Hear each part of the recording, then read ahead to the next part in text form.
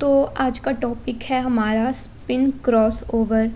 तो इसके नाम से ही हमें पता चल रहा है क्रॉस ओवर मतलब कोई ऐसा पॉइंट जिसके बाद हमारा फेस चेंज हो जाए, और इसके साथ अगर स्पिन लगा हुआ है इसका मतलब ये है कि ये स्पिन से रिलेटेड कुछ है।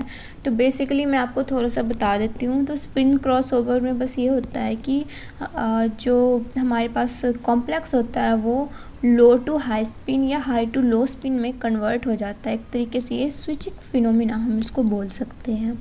तो बेसिकली ये होता है कि अगर इसकी हम डेफिनेशन देखें तो it is a spin state switching phenomena between A high spin, आप इसको शॉर्ट फॉर्म में HS लिख सकते हो, मैंने आपको समझाने के लिए लिखा है, and low spin electronic configuration in a transition metal. ठीक है, तो ये कॉम्प्लेक्स में होता है। हाई स्पिन और लो स्पिन के बीच को जब हम स्विच कर देते हैं फिनोमिना को तब ये अक्कर करता है। और it occur in case of octahedral complexes having 4 to 7 d electrons. अब ऐसा क्यों होता है कि हमें पता है कि ऑक्टाहेड्रल कॉम्प्लेक्सेस में जो हमारे ऑर्बिटल होते हैं वो कुछ ऐसे होते हैं। नीचे हमारे पास 3 होता है और ऊपर हमारे पास 2 ऑर्बिटल होता है। ठीक है, T2G and EG ऑर्बिटल होते हैं। तो अगर हमारे पास 4 से कम इलेक्ट्रॉन होंगे तो वो तो नीचे फिल हो जाएंगे, फिर पेयरिंग और ऊपर जाने की तो कोई पॉसिबिलिटी ही नहीं बचेगी। इसलिए हाई स्पिन और लो स्पिन दोनों वाले केस किस में होते हैं जिसमें 4 to 7 d इलेक्ट्रॉन्स हो। और ये वाला ये फिनोमिना होता क्यों है? This phenomena can be occur due to temperature, pressure और इरेडिएशन ऑफ लाइट और ड्यू टू मैग्नेटिक फील्ड। मतलब इन सब चीज़ों में अगर चेंज आता है, वेरिएशन आता है, तो ये फिनोमिना हमें देखने को मिलता है।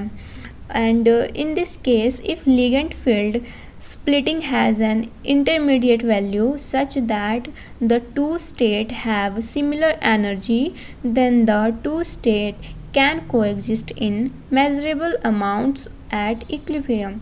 तो इस पूरे लाइन का बस यही मतलब है कि अगर कोई भी हमारे पास कॉम्प्लेक्स है तो उसमें जो हमारी 2 स्टेट होंगी, लो स्पिन और हाई स्पिन, दोनों की जो एनर्जी होती है वो सिमिलर एनर्जी हो जाए, तब वो दोनों स्टेट एक साथ एग्जिस्ट कर सकती है इक्विलिब्रियम में। ठीक है, उसके बाद आता है हमारे पास the magnitude of the ligand field splitting, that is delta, and pairing energy of the complex determines whether it will have a low spin और हाई स्पिन इलेक्ट्रॉनिक कन्फिग्रेशन। मतलब इसमें बस ये कहा है कि हम जो हमारी स्प्लिटिंग एनर्जी होती है कि उसको स्प्लिट करने में कितनी एनर्जी की ज़रूरत है, और जो हमारी पेयरिंग एनर्जी होती है कि हमारी इसको हमारे इलेक्ट्रॉन्स को पेयर करने में कितनी एनर्जी की ज़रूरत है, वो दोनों मिलके डिटरमाइन करते हैं कि जो हमारा कॉम्प्लेक्स बनेगा वो लो स्पिन होगा या हाई स्पिन होगा। अब वो कैसे हम वो आगे देखेंगे। जब हमारे पास स्प्लिटिंग एनर्जी ज़्यादा होगी और पेयरिंग एनर्जी कम होगी, इसका क्या मतलब है? उन इलेक्ट्रॉन्स को पेयर होने के लिए कम एनर्जी देनी पड़ेगी। तो ऑब्वियस सी बात है, तो वो स्प्लिट होने की जगह पेयर जल्दी होंगे, तब वो हमारा कॉम्प्लेक्स क्या हो जाएगा? लो स्पिन कॉम्प्लेक्स। और अगर हमारे पास स्प्लिटिंग एनर्जी कम होगी और पेयरिंग ज़्यादा, मतलब उनको स्प्लिट होने में कम एनर्जी की ज़रूरत पड़ रही है, तो वो स्प्लिट होना पसंद करेंगे और तब हमारे पास जो कन्फिग्रेशन हो जाएगी कॉम्प्लेक्स की वो हाई स्पिन हो जाएगी।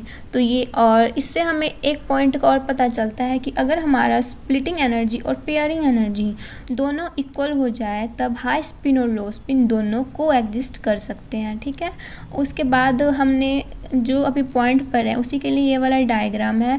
ये डायग्राम हमें क्या बताता है कि किस तरह हमारे हाई स्पिन और लो स्पिन जो स्टेट होते हैं वो डिपेंड करते हैं स्प्लिटिंग एनर्जी पे, और किसी भी कॉम्प्लेक्स में हमारे पास ट्रांजिशन मेटल की इलेक्ट्रॉनिक कन्फिग्रेशन क्या है उस पर डिपेंड करते हैं। ठीक है, अगर मान लेते हैं कि हमारे पास 5d इलेक्ट्रॉन्स हैं, तो यहाँ पे हमने 5 इलेक्ट्रॉन्स कंसीडर कर रखे हैं।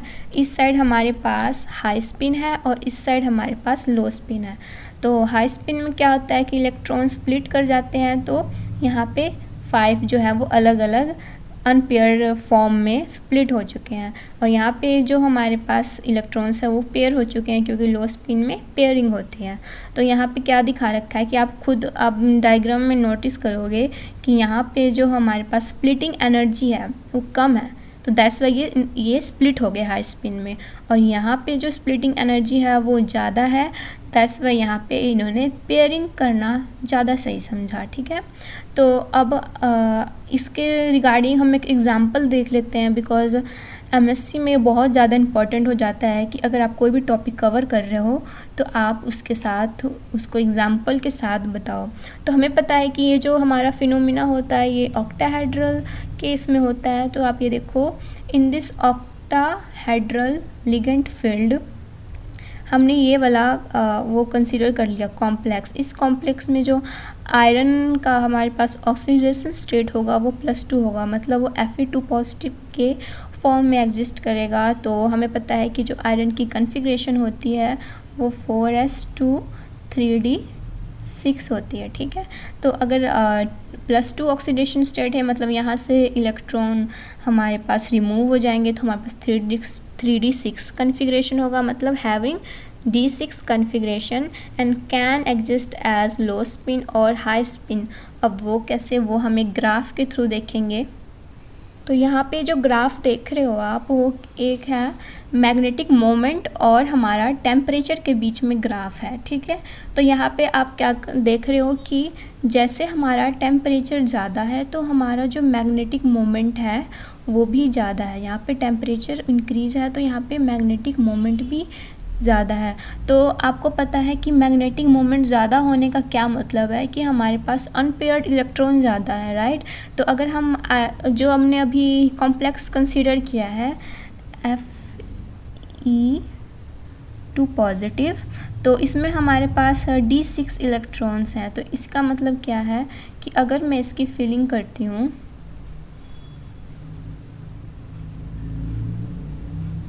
ठीक है, तो यहाँ पे अगर मैं इसकी फिलिंग करती हूँ तो 1 2 3, तो बाकी के देखने के बाकी के हम 3 कैसे फिल करें, लो स्पिन वाइज और हाई स्पिन वाइज।